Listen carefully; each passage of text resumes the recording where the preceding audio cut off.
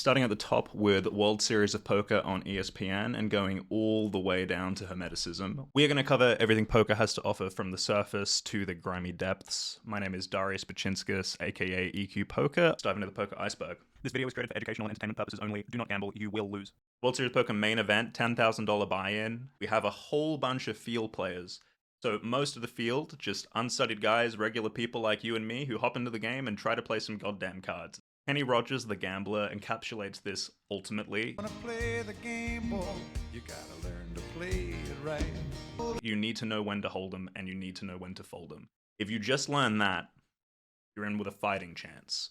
As our boy Chris Moneymaker, 2003 World Series of Poker main event champion, taught us when he won the whole goddamn thing, starting with like the last $11 in his account. He won a tournament to win another tournament to win another tournament online, to then play the World Series of Poker main event. Then he beat Phil Ivey and won the whole goddamn thing. I'll include a clip here. Moneymaker is disgusted. He never could have assumed the 2 9s in the hole for Phil Ivey. Or another queen. Here we go. We're going to see one more card. It's an ace! This gets you excited. This guy can win. Maybe you've been playing in your friend's home game. Maybe you start playing in your home game because you're inspired by this. You look up some hand ranking charts and you start to study the greats like Phil Hellmuth himself. You learn the rules, you dream of going to Vegas, you're memorizing your hand range charts, you're learning pre-flop, you're watching poker vloggers on YouTube like Negriano and Andrew Nemi. You learn that jacks is a trouble hand, you're watching these poker vloggers, you're dreaming of going to Vegas, you're playing how you can, you're swinging up and down, hence downswings, variance, luck becomes a big deal. So you get serious, you start putting on a hoodie. You wear a hoodie and glasses because, I'm one to talk, because it's awesome. So you start wearing a hoodie and glasses, you start doing serious study, like going on R-Poker to learn from the other crushers over there. Haha. You're still at the tip of the iceberg. I used to go on poker forums like 2+2. That's not on here, should be deeper. But I was just reading from 2003, from this era, basically what it took to be a poker pro, like the sort of opinions on what people were doing right and wrong, and it was really illuminating for me. But if you read my blog, you won't learn much. You'll just see a complete degenerate, like 18-year-old trying to get into it. From 15, I was just studying forums like I assume other people are studying poker vloggers and R-Poker, and just trying to figure it out. The influences back then were always like Phil Hellmuth, Negriano, Tom Dwan, like high stakes tournament people who are usually sponsored by sites. Nowadays, influencers are kind of anyone with a vlog. They teach us that Jack is a trouble hand and that we should play just ABC poker. Beyond influencers is like streamers.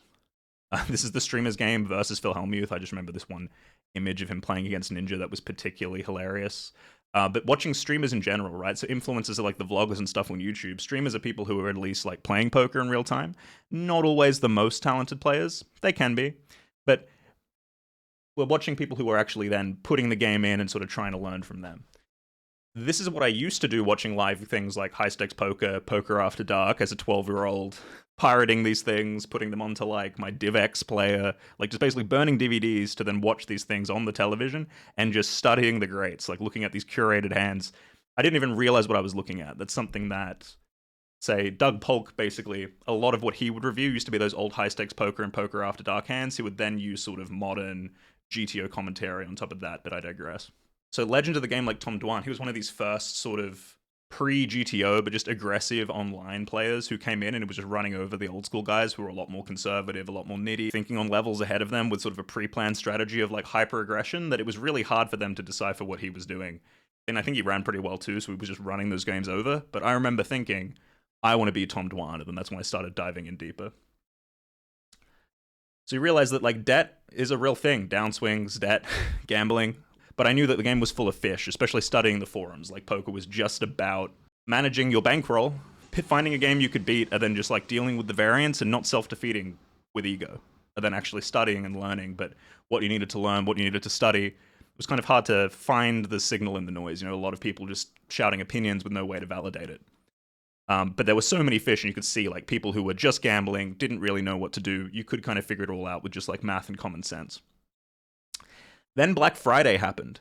Shortly after GTO started coming on the scene, Black Friday, basically they banned online poker in America, and that had a cascading effect elsewhere in the world. But damn, I'm going to let that stop me. There's still fish everywhere. There's still live games in America. There's still got to be a path to it. Like, I'm not your average Joe. I'm some smart guy, so I'm going to study GTO. And GTO, catchphrase of Chicago Joey, big poker podcaster, influencer, one of my main idols at the time, GTO, what does that even mean? In theory, it means game theory optimal. So game theory, as in the theory of how you should be playing the game sort of in a mathematical way, and then optimal, a strategy that is unexploitable. A lot of people don't even know what GTO stands for, and yet they'll say it. A lot of people think they're playing GTO when actually they're just trying to play what they remember of a balanced strategy. But basically, if you see a grid, it looks like this. So GTO is a theoretically unexploitable strategy. It at least shows us what a baseline is that you can then, what are people making mistakes relative to? Are you playing too many hands? Are you bluffing too much? Are you bluffing not enough? Those were things we had to kind of guess at before. But GTO gives us a really, really robust, very fleshed out vision of that. So things like GTO Wizard, you can just see a library of basically all of these sims. We have a crazy amount of knowledge of how poker is meant to look in theory on the surface now. And yet, still a competitive game against people, but I digress. So GTO, poker courses started to get more common. People were seeing that poker is a skill game, especially when GTO came out. People thought it was just about reads and dynamics and emotion, and yeah, it is, but you can also just be correct. You can also just be better than your opponent. You can also just go, you're doing this too much, I'm going to counter you. And I think the more that happened, the more we started seeing poker courses happening, because there was a bigger and bigger gap between people who understood the game and people who sort of didn't. And there was a ridiculous amount of knowledge to be absorbing. Poker radically transformed in 10 years after solvers went mainstream. It's radically transforming as we speak now, as more data and stuff has come up, but we'll get to that in a second. PokerStars, one of the main sites at the time, one of the big players back in the day, when they were, I can't remember who owned them, but they were basically a family-owned company, almost mom and pop, something unheard of today. They eventually got bought out by a pretty big conglomerate and stopped doing everything that made the professional community and most of the recreational community love them. They still have the best software, but they were one of the OG players. They used to just sort of promote poker as an actual dream of if you played a lot of volume on the site, if you were just a serious grinder playing high stakes, you almost didn't pay a fee to be playing. Break was super low, traffic was super high, poker was legal everywhere, and still not solved. So there were a lot of fish to go around, and a lot of people just playing online. A lot of people who weren't really studying, making a lot of money playing online. Once Black Friday happened, and it was illegal to play online, a lot of the recreational stopped playing online, or they were only playing in underground games. Because there's no longer a legal way to play PokerStars on your phone in most states. You started getting weird stuff that we'll get into, and people just playing live. Europeans couldn't play with the American recreationals online anymore. Very, very, very sad. Phil Galfond, one of the godfathers of poker strategy, of poker coaching, Run It Once Poker. One of his, a complete PLO god, no limit hold'em, pretty strong guy. He's big time poker dad. Fell asleep listening to him a lot of the time. Doug Polk, I have him overshadowing Janda. Look him up. Doug Polk basically claimed a lot of the market space of what GTO is, and he's just one of the biggest names in the scene now. He did some really good hand history analysis, like I said, sort of changed the YouTube game, and a lot of people have been trying to emulate him ever since with the formula, and they can't quite do it. But he implies he's a full GTO player. He was saying that without having even really used solves. He just understood game theory and balance, and me and him disagree massively on what it should look like to be playing quote-unquote GTO, what you should think about, how to teach, but that's a topic for another video. We have RNG, random number generator. So mixing, using a random number generator to choose what decisions you make. Say I always bet my draws, I always bet my flush draws, I always bet my straight draws, and I never check them. That means when I check, I never have a flush. Maybe a bad idea. Maybe mixing by sometimes doing one thing and sometimes doing the other is a good idea. Maybe I use a number to help me do that. But some people are very, very, very focused on getting the exact right mix. They look at the numbers too much. Waste of time. Other side to this could be range betting. I'm not mixing at all here. This is a board where I can bet a lot, or I want to make my strategy easy, so I'm just going to bet everything. So I don't have to worry about balancing my range, because my whole range is on the turn. Just deal with that. Big metagame strategy at the time. Still very, very popular. Still something you can do in position on a lot of boards. But this is we're getting deeper into it here. We're starting to get into the professional poker level. We started with sort of casual observer level, getting into the hobbyist type level. Getting deeper and deeper into online and strategy, and actually starting to figure out how to get edge in this game. You're trying to differentiate yourself from the fish, from the amateurs, from the people who aren't studying and don't have a plan. And so range betting is one of those bridges out of there, I would say. We now get into the deeper professional, sort of full-time player sphere. Unless you are playing full-time at some point or devoting your life to poker, you will probably never go this far. We have mindset. So arguably like the antidote to tilt. It's a very, very trendy word. Once you have some idea of what you're doing strategy-wise, you found a game you can beat, and you have a bankroll for it, pretty much everything is mindset. Like, there's a lot more strategy, there's technicality, there's depth, but until you get your mindset down, you can always just have everything unravel in front of you. So it doesn't matter how good you're playing one day, if as soon as you get a couple of bad beats, you're not running so hot, you start losing, you start playing badly, and you turn into a worse version of yourself, and you start making a whole bunch of mistakes. Or you win more money than you're used to, and you start sports betting or whatever. You start betting roulette just to feel something again, because you're not used to that level of success. Sounds crazy, but these things happen, and most people who get into poker, they're drawn somewhat to the gamble. They don't always have the most balanced or refined personalities. And an environment like a casino, being surrounded by gamblers, seeing people make these reckless decisions with money, almost no one is immune to the effect that's going to have on your brain. So mindset is key. Responding to your environment is key. Big part of poker coaching. Big part of being a pro. We have blockers, so I have it inverted as it's a GTO-related type thing. So blockers are, you have a hand that takes a certain hand out of your opponent's range.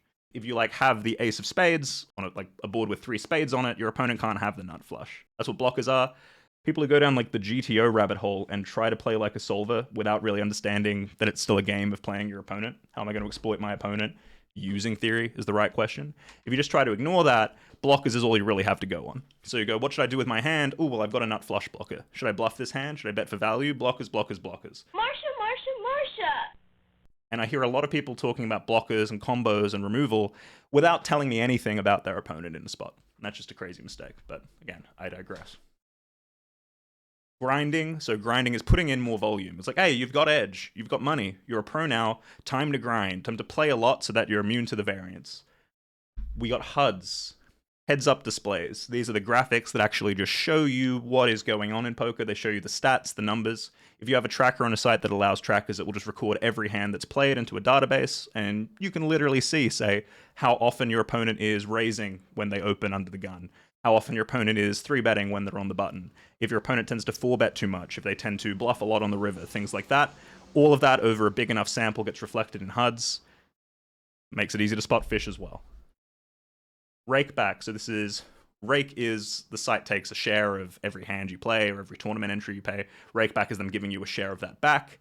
Basically, this lowers your effective rake. That's all you actually want to look at is how much rake am I paying, what's my win rate, and how much of that is going to rake. So net, in effect. But rake back is a big thing that gets pushed by these sites because very often they want you to play more to get some of that rake back. They want you as a pro or a player to have to play like 4 hours a day or 10 hours a day or X hands a month so that there's a lot of games going so that if someone who isn't a full-timer does show up, they always have action to get in there and be playing. So they'll often do something where like you pay a pretty high fee, but if you play the most of anyone, they give you a bonus for playing that volume. Those like rake races and stuff. A lot of different schemes for rake back. You want to focus as a pro on winning more than rake. Rake's a factor, but you want to actually just be looking at how you're doing in that game on the whole. Makeup makeup is basically poker debt. So someone gives you like $1,000. They don't give you a bankroll to play poker. You lose $1,000. That's $1,000 that you're in makeup. The next $1,000 you win goes entirely back to that person who loaned you the money. And then when you're in profit over that, now you're in net profit. You share that profit with the person who backed you. That's what makeup is. This is how CFPs, coaching for profit deals, tend to work.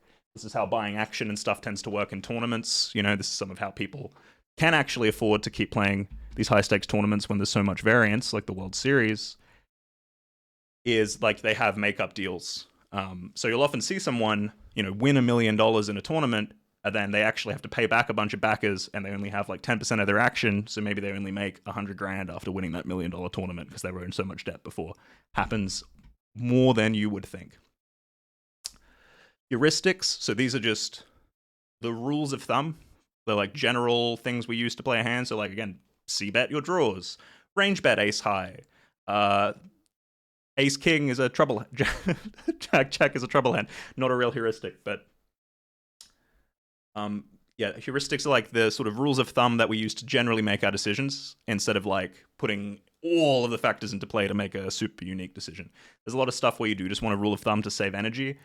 You can basically win just using heuristics. Like if you've got good enough heuristics, like Bluff a lot here because people tend to fold too much. Bluff here, bluff here, bluff here. Don't bluff here, bluff here, bluff here. Generally do this, generally don't do that. That can sort of give you like guardrails to play pretty damn solid poker strategy. And a lot of the time you do just have to save energy by like going, this is good enough. I could do anything. Maybe this is worth 1% more, but it's not worth the energy and the time. So heuristics work really well with that. You can get great heuristics using things like MDA, like looking at data that we get from millions or billions of hands in HUDs, and just looking at how do people actually play? On what runouts do they tend to overfold? What are people tending to miss? MDA is mass data analysis. So mass data would just be millions and millions and millions of hands, looking at like fish on average, or looking at aggressive regulars on average, or looking at players who are winning on 500 Zoom on PokerStars, and looking at their stats, looking at their strategy, breaking it down and going, how are these guys actually playing? Mass data generally is more like all fish and all pros. You could get to like less mass and more general data, or you could look at one specific player's database and look at how they play, deconstruct their strategy, and come up with something for that. But in terms of MDA heuristics, which is what I started this tangent on, that would be like, people don't raise you enough when you c-bet, so range bet here, and it'll do pretty well, and until you see someone giving you a lot of resistance, just assume that's going to work pretty well. MDF, minimum defense frequency, so this is when you're facing a bet, how much do you need to call to stop your opponent automatically profiting, making money with bluffs? So if there's $1 in the pot, and you bet $1, you're risking $1 to win $1. If you win more than half the time, you automatically make money. You could not even have a hand. You could have napkins, and you could put $1 into that $1, and you'd be automatically profiting. So I have to defend at least half the time, or you auto profit with that $1 bet.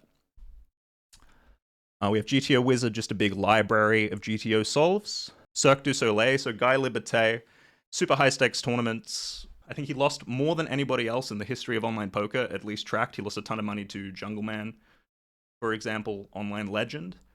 And yeah, it's just interesting to me, the intersection between like so many sections of wealth and high society and poker, and the tournament series that Guy Liberté started, the 1-for-1 drop, is an interesting thing to look at. Streamer games. So again, I don't know why I have this here twice, but streamers versus Phil Hellmuth, look it up. Mr. Beast. Just basically more and more celebrities are getting into poker. You see all sorts of people from sports, you see all sorts of people from gaming. Poker is kind of like, in many ways, like an on-ramp to other gaming, but it's just like, it's the least gambly gamble game. It's the most social, it's the best one.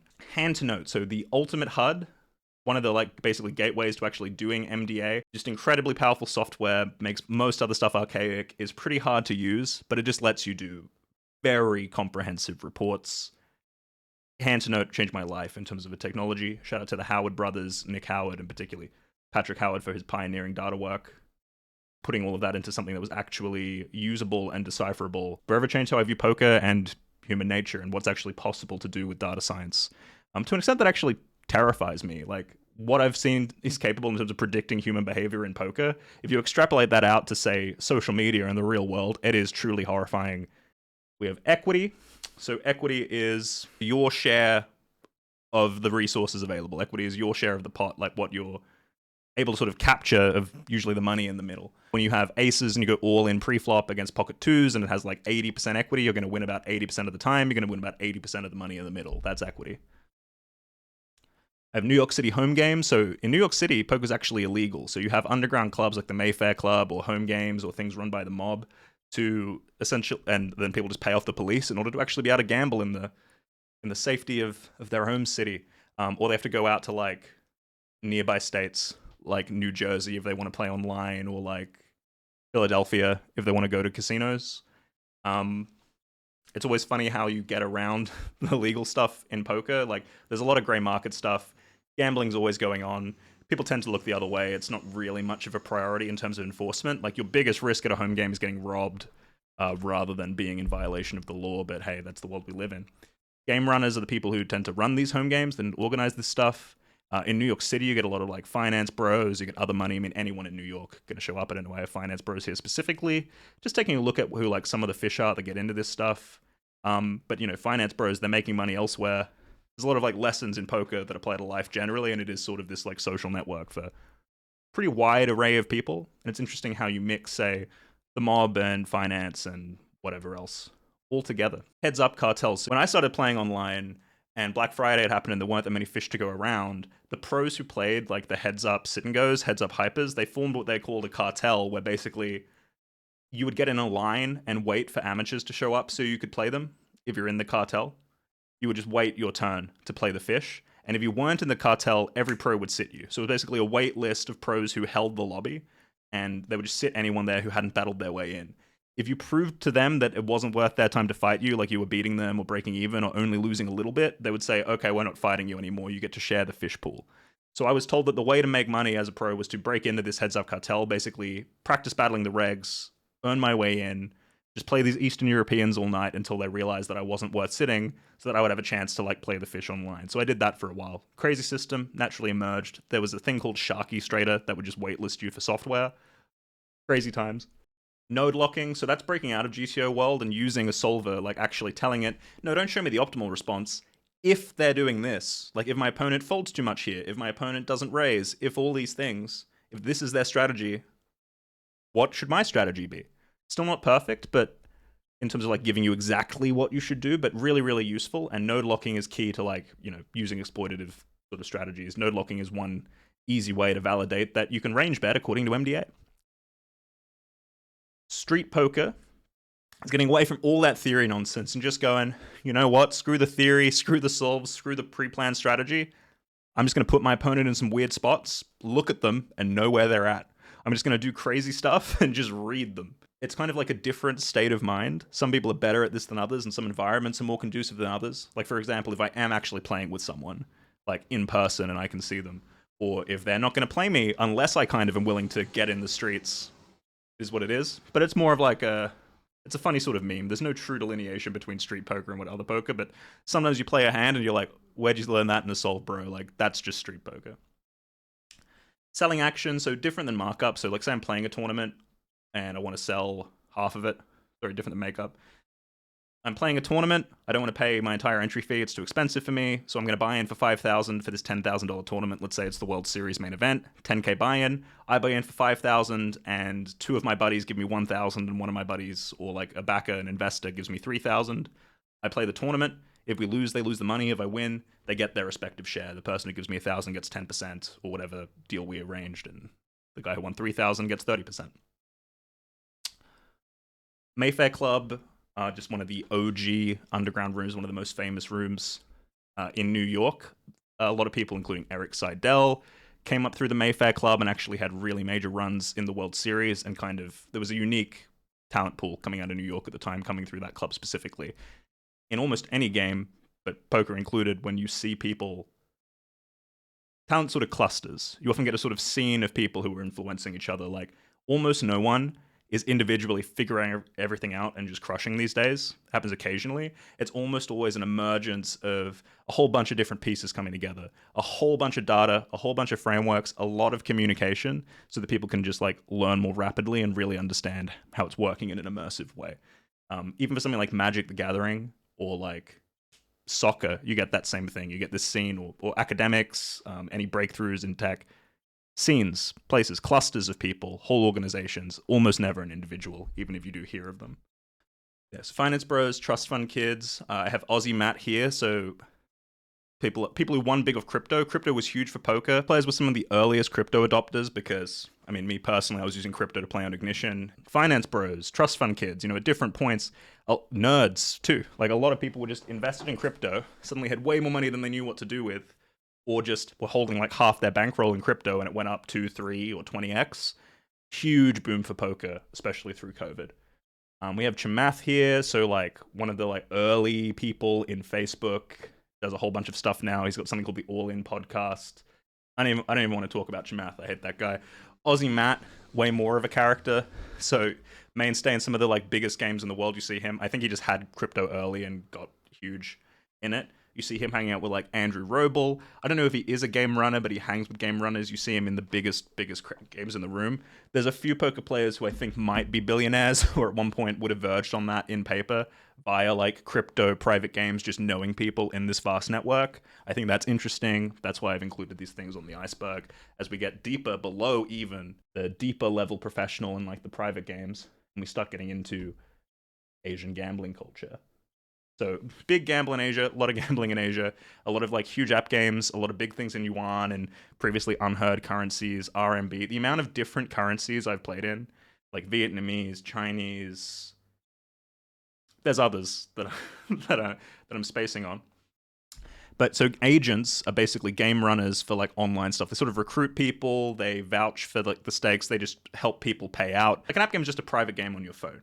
And if you get to play in a good game there with a lot of maybe recreationals who aren't playing online because they don't have other options or even they are getting better service, they will be the softest games you can possibly play from the comfort of your phone or your iPad. A lot of amazing action on these app games, but you really have to know what's going on. Because there are a lot of rings of just cheating or corruption or bot networks or like literally 6 Chinese guys sitting on stools in a sweaty office, all colluding against like the few people who are showing up to play. Very, very common. We have Macau, sort of like Asian Vegas in a way, though there's more and more casinos popping up over there. You can't really gamble in mainland China, is my understanding, but Macau is an island just off the Philippines where you absolutely can do that. They have a lot of exact recreations of Vegas hotels such as the Wynn. Vegas casinos and hotels such as the Wynn. I might go there someday. You can get like a 70-day visa pretty easily as an Australian. There's a lot of the Australian crew. That's most of what they do. Super, super high stakes public games. A lot of like 24-hour sessions at the highest stakes. People just grinding there. Sometimes for years or months. Biggest games in the world, like million and multi-million dollar pots, $10 million in the pot. A lot of games where you'll buy in for like 10,000 Australian, like 10,000 US, easy, publicly available, $20,000 games, buy-in, like 100, 200 USD blinds, running 24/7, almost 365. Phil Nagy, the CEO of America's Card Room, another sus, like crypto, like illegal site. It's called America's Card Room, can't legally operate in the States, but hey, it's been running for years, no issues, because they're licensed from, I don't know, Cayman Islands or whatever. You get these weird offshore regulatory sites. So basically, unless you want to like stay in the good books with the EU, you don't want like UK to like shut you down. You're totally fine. So like ACR is another one of those weird crypto sites you can kind of play anywhere. Also overrun with bots and collusion, but the highest stakes are clean enough. And just like weirdly, like this is the thing, everyone knows how corrupt Phil Nagy is, and the fact that like ACR and a lot of these other sites are just overrun with bots. And yet, the RNG is safe enough that you will see pros who could play elsewhere, like choosing to play like $5,000 buy-in games, $10,000 buy-in games on these sites against each other because the rake is low. It really comes down to like poker still being a human game, and there's like almost unfixable issues with the online environment. Legalizing it and regulating it would be a good start, but you really just have to like do your research and know exactly what you're getting into. It's safer at the highest stakes in some ways. You can win at the lowest stakes, you can win at micros online, you can crush in like low stakes home games, but you have to be navigating that really carefully. Collusion, so this is people cheating or like team playing, working against you. Maybe they're sharing cards, maybe they're like raising and then raising and then raising again to look like they both have really strong hands to make you fold weaker hands. We have super users. This is if someone has like backdoor access to the client where they can just see your hand or like read your hand. It happened on GG Poker recently where someone could like basically see if they had the winning hand or like what their opponent's hand was before like they got to showdown. So it's happened even recently on GG. Happened on Ultimate Bet back in the day. Shout out to Phil Hellmuth, Ultimate Bet ambassador, where for someone was just literally seeing people's whole cards and stealing hundreds of thousands of dollars from them for years and years and years. Calvin Iyer, CEO of Ignition. I love Ignition. It is now overrun by bots. Super shady guy. Look up anyone who runs a casino. Just like here's some pictures. This is what these guys look like. You come to your own conclusions, but they're not the best people. Cut that. You come to your own conclusions. And now we go beyond the app games and this tier into like the deep dirty mucks that almost no one gets into. And money laundering. This is the unspoken thing. So like, why would you have all of these bots breaking even on all of these sites? Why is there so much interest in crypto? Like, what's going on with poker? Well, I'll tell you, it's a pretty amazing way to launder money. Think of it this way. I was watching The Wire, and Mayor Royce, he was playing a poker game with his buddies towards the end of the like fundraising season. Like he was about to go into a new campaign, the election was coming up, and his buddies were just playing poker with him, and folding strong hands. They were just dumping tens of thousands of dollars to him in order to get around like campaign donation regulations. No law against that unless you can prove it, right? Here we are. I won it in a poker game. Classic, classic, classic. So with like the money laundering and the casinos and stuff, there's a lot of people who have money that they want to wash. And so maybe they go from New York to some game in some casino somewhere. They get the money in, and once they play, like, it's really hard to track. It's really hard to follow that stuff where the money came from. So it's not poker specific. It's all gaming, but money laundering comes into just a lot of this stuff. I won't go into more depth than that. Too rich to fold, yeah. So like these are guys who say you're a pro and you've got like 5 or 10 buy-ins. Like you've got $100,000 in your roll if you're lucky, and you're playing like a really juicy home game, and everyone else there is 100 million rich. They can just keep raising the stakes and raising and raising and raising and increasing the blinds and making it harder and harder for you to afford to gamble from them. So even if you're the best player, you'll probably go broke, and so you're screwed. Actually a superpower. This is some of why high stakes is softer, because like not all the pros can afford to be there, and they can always price the pro out if they would want to. So interesting dynamic. If you want to be playing the highest stakes, you kind of need the game runners on your side. You kind of need some rich guy to be buying your action. You kind of need to have a million plus in crypto to be able to afford the swings in some of these environments. Or you have to quietly team up with a bunch of your buddies and actually like sell the action so you can afford the risk. Because if you have that great seat, you still got to adhere to your bankroll. Maybe you need $1 million in the roll. Maybe you need 10 friends behind you to like actually put the resources together and play. You see that a lot in tournaments. Happens in cash games too. Selling action is just an important thing. So the guys who are too rich to fold, they're just going to say, fuck it, put it in. Most people, when you put a lot of money in, they get scared and they actually fold maybe too much because there's a lot of risk. It's hard to bluff enough for like $1 million. But some guys, they just call. And that's most likely to happen in LA home games. People like Dan Blazarian, again, from the sort of influencer field. I put him in the money laundering category for who knows why. Big influencer. Tobey Maguire, Spider-Man 3. Love it. Andrew Keating, I believe he is an heir to like a slots fortune.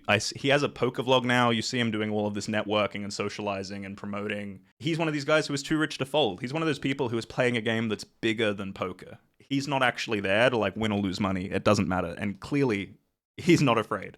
What is he doing in these games? Making these crazy plays. Because he's not just trying to advertise himself as a fish to go and play more. He's trying to drum up good business. He's trying to do handshake deals with people. Some of the most wealthy, most powerful people on earth. There's a lot at stake. He can afford to lose a few $100,000 in a pot. So here we have punting as an investment. Other side of too rich to fold. Almost like deliberately losing to carry favor. This relates to fuck GTO, original meaning from Charlie Carroll, something different. This is don't adhere when you're in a game where people are too rich to fold and they're not even playing poker because they're doing all this other shit. Or they're fish who haven't even studied the game. Like, fuck GTO, who are these guys, what are they doing, how do you actually want to play? What's the reality of the situation you're in? Fantastic question, Charlie. When you're sitting with literal mafia in LA home games and Tobey Maguire is staring you down, speech playing you, while Dan Blazarian's on your left, cocaine and hookers in one hand, his personal weed brand and his chauffeur in the other, what do you do? So yeah, shout out to Charlie Carroll, taking me from the depths to the Enlightenment. We have Jungle Man, one of the winningest players online. We are getting into this weird sort of poker enlightenment transcendence phase where you realize like the game is bigger than the game. A lot of this stuff that we got into, we thought it was gambling, we thought it was hand charts, we thought it was A-B simple strategy, then we thought it was GTO. No. It's all that and more. You transcend that, you leave that behind, and then you start getting into the higher levels of the game. You got to take them into the jungle. You learn like the basics of poker, and then you really make it your own. You take them into your jungle. Other people are studying the game tree. You're creating game trees, and they're having to go into your game tree jungle. And you mess them up. You got a lot of stress because heavy subject matter we covered. So you get into yoga. You become a field player again. So at the beginning, people aren't studied. They're just following their instincts. At the end, they're doing that again. It still becomes a game of playing the player once you've integrated all of this other stuff. You're a master of balance, Lucky Chewy, Hermeticism. You have these like holistic practices and way of life. Like poker is a part of your broader life on the whole. It is a lifestyle. It's something you're devoted to. Eric Seidel, old school master of the game. I mentioned like Mayfair Club decades ago. He's like 80-something now, I believe. One of the longest-term veterans in the game. He's still crushing. He's still putting up massive numbers in tournament series. Maybe the most consistent crusher of all time. He does not care for superstition. He's very rational. He just pays attention, he thinks it through, he stays lucid, and he enjoys a good lifestyle. Very healthy, long-term oriented player. Life is a game. You get into flow state, so you're not thinking through everything, you're not hyper-rational, you're not stressed, you're taking in all of the information out there, you're putting it through the process that you know and understand, the mastery of the game, and then you're letting your intuition guide you. Your decisions follow, and they don't get so disrupted anymore because you're at that level of mastery. You've sort of through that mastery curve. You've done the shadow work to resolve, or at least become aware of, a lot of the problems in your life that are sort of holding you back, like the self-sabotage, like when you do start to succeed and you start to gamble, going back to mindset, deep shadow work. Jung, look it up. Triple range merge. It's a funny meme. That's when you're betting. That's when your triple barrel range has hands of all strength. Because sometimes you're going to make a better hand fold, and sometimes you're going to make a worse hand call. Old school. We have Tommy Angelo, another just OG veteran, like, life is a game, poker is just a microcosm of it, you can actually transcend it. He, I believe, closes out he closes out elements of poker by folding a straight flush against someone else's pocket quads while he knows he has the best hand. And he's like, I am free to make any decision I like. Poker doesn't dictate who I am. And that is how we get into EQ poker. A lot of what you'll find on this channel, a lot of what I preach, is sort of a distillation of everything I've learned through the Poker Iceberg over a great number of years. And yeah, I hope you enjoyed it. Let me know in the comments if you want me to go into anything else, if I missed anything, if you would add anything to the Poker Iceberg. And I'm happy to get into any topic we covered here, as deep as we want to go.